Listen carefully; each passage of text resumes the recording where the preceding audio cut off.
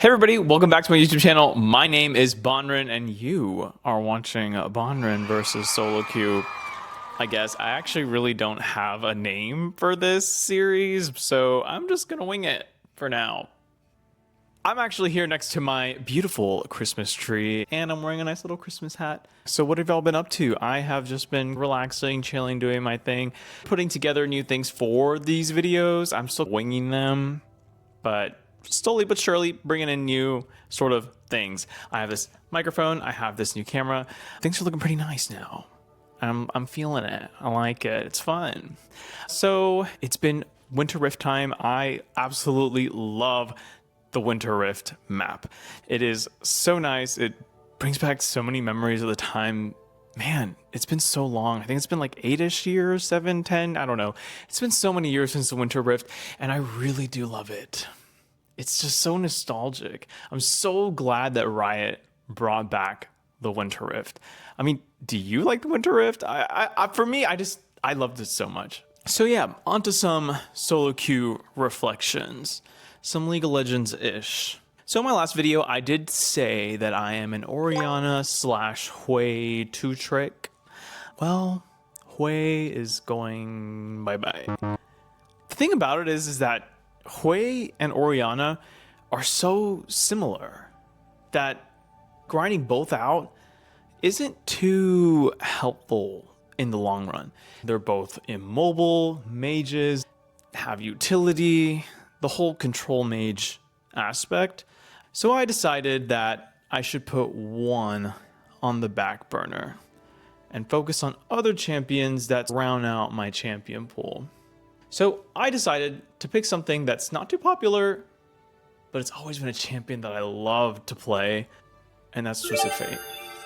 I know a lot of people might find Twisted Fate kind of boring, kind of lame, kind of basic, but I think it's pretty cool. It's just whenever you can pop off and be at a play before it happens, like read your opponent's minds, dude, how do you beat that? I'm also going to play either Ahri or Galio. I'm sort of undecided on either of them. I'm gonna need a lot of practice on both of them, to be honest. I don't really play much of either. Ahri looks like more fun, but Galio seems more simple, but he's melee, and I'm not very good at melee champions, but we're gonna have a little bit of a change of scenery here. 1 second. Here we go. Hopefully this looks sort of nice. My little Poro hat. I want to talk about another reason why I'm sort of doing these videos is to kind of take me away from actually playing the game, which sounds counterproductive, but if I'm being honest with you, I think I've played way too many matches of League this season. Like, way too many. I think I have 2,000 games. Is that a lot? I don't know. You tell me if that's a lot. I think that's a lot. I have 2,000 games of League. How many do you have this season? More? Less? Do you feel satisfied with the amount of matches you played? Do you feel ashamed of the amount of matches you played? I'm not really ashamed of it. I just feel like a lot of those games weren't super duper Omega focused, and I wasn't really learning or taking anything back from those matches. And I think if I can step away and still stay in this League bubble where I can just talk about the game, how I feel about it, my learning process and going over matches, then I can keep my head in the game while not actually playing the game. And that's sort of the goal. Hopefully you're having a great time. I wish happy holidays to you. Merry Christmas, Happy New Year, and new season's coming up. New season, new goals, and new vibes. Y'all got the idea. Hope you have a good time. Don't forget to like, comment, and subscribe. I didn't say that the last video. I forgot. I'm getting used to these things, but on to the review. All right, everybody, this is game number 1. This is actually Orianna versus FIZZ. This matchup, I'd say early is pretty Orianna favorite. She just does a lot of damage. I'm kind of autoing the wave, which is normally what you don't want to do, but against FIZZ it's kind of okay. The goal is to make FIZZ use his pull jump on me instead of the wave. Or make him decide which one. Here, use it on me, which is fine.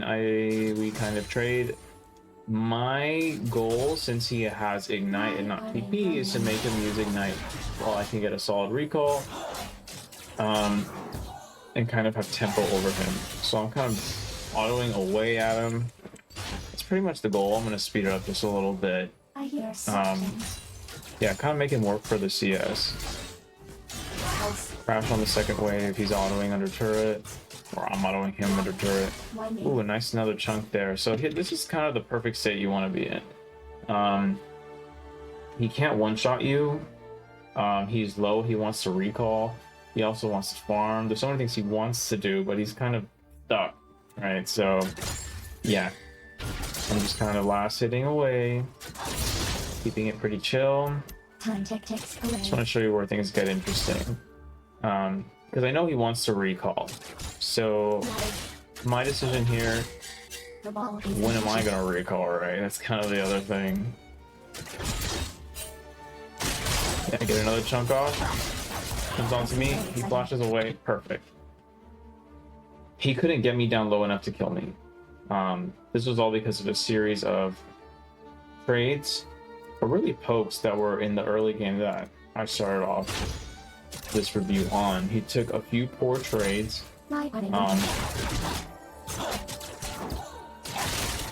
kind of boldly stepped up to him when I wanted to trade.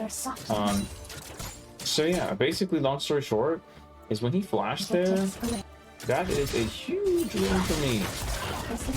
Yeah, like, that is huge. Now I shove this wave, right? The smart thing for me to do here, just in this review alone, is I shove this wave, and I get a perfectly beautiful recall. And how much more CS did I have in him? Oh my god, I pushed that so fast. Yeah, I get this beautiful recall, and I am, wow, 13 to 25 CS. That's so good for me. And I have teleport over him and did not die. All because I took way more quality trades, made him work for the CS, meaning I made him give up HP to farm. Yeah, and actually later on in this, I actually solo kill him. He jumps onto me at a bad time, and he jumped onto me around level 5, auto him down, I took Ahri. Yeah, didn't do anything to get no flash. Yeah, I'll take that. Alright, game number 2. This is a really bad game. Like, so bad. This is Orianna versus Galio. A lot of things went wrong in this game. So if I'm going to be specific in the matchup, I think Orianna actually wins this matchup. But it's really about how I dodge the E. And if you look, I get good trades off, right? Level 1 through 2. I'm poking him down, making him kind of think about how he uses his Q. Alright. That's pretty much the main things I'm trying to do. Yeah, poke him down again. Auto, getting a lot of autos off while staying high HP. Now, I just want to highlight the first big mistake that I made. Yeah, so I don't get hit by the yeah. I get hit by the taunt. So this trade is actually not too bad. I get autos off. Yeah, I chunk him down very good.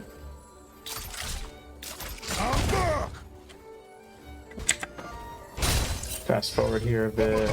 This is horrible. Why is this horrible? I'm looking back.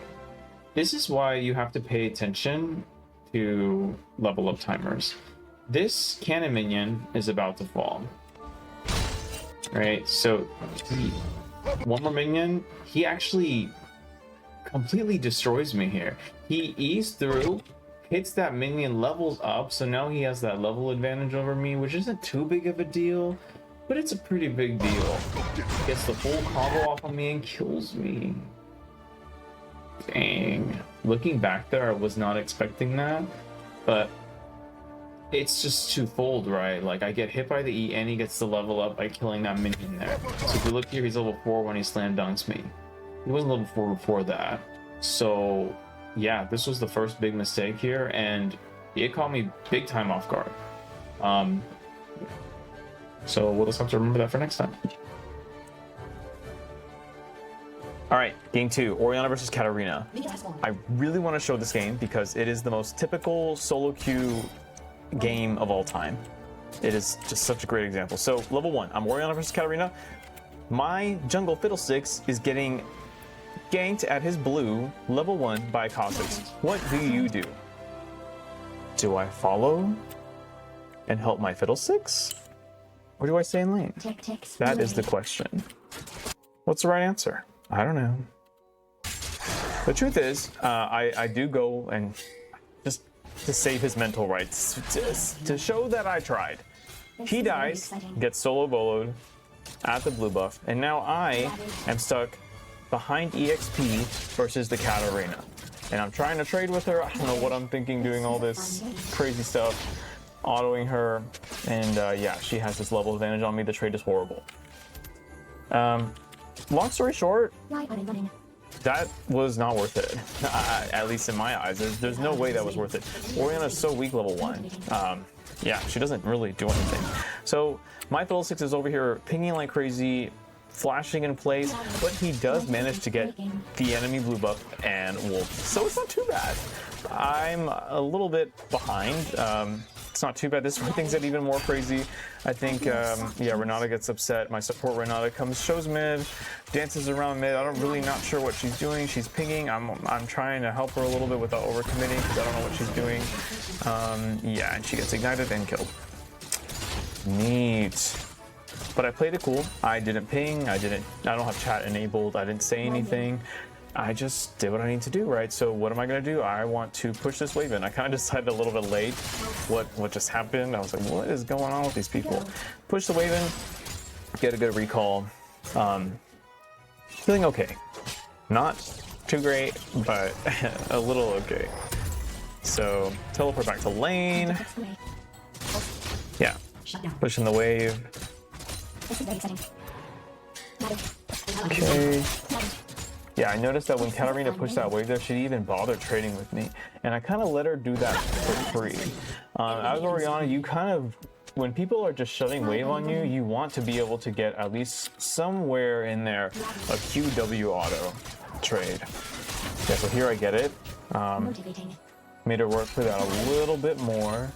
Sort of matchup specific. I had the ball on where I knew she was going to jump onto, and I wanted to do it again. This is a cannon wave, so there's a little more interaction.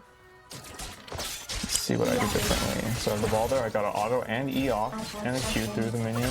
Auto, okay, she E's behind me, ults. I ult instantly and actually kill her, surprisingly enough. So if we slow it down there, auto, I kept the ball on me.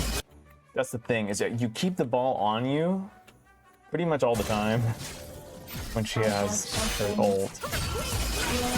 Yeah, so now I can get my full combo off on having E up.